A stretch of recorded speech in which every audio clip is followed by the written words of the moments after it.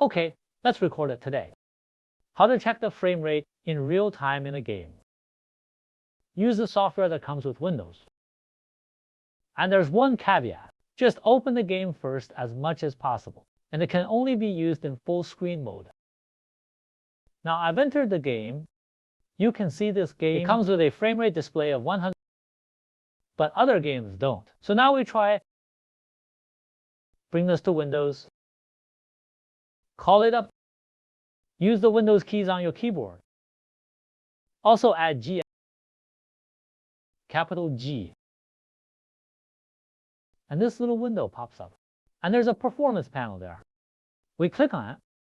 This panel will pop up here. But if we turn it off, this will also be turned off. So you have to click this fixed.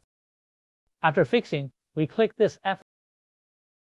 We click on it, and it will record the frame rate in real time and its average frame rate.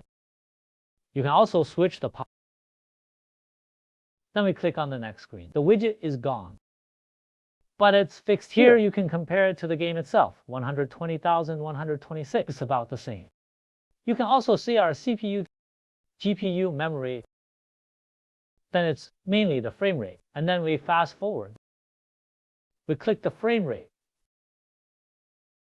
See what happens when it renders.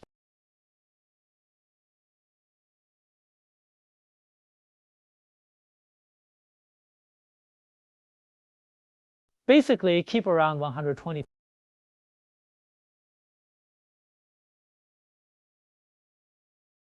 Ah, 100 and 500. If we want to cancel it, we press the Win button again to blow up the plane. It sort of pops up this thing. Then we cancel this fixed one. Then wipe it off. Tap the screen again. It's gone here. Other games work the same way. Note that you must open the game first as much as possible. Then keep the game full screen. Then press the Win button to add G.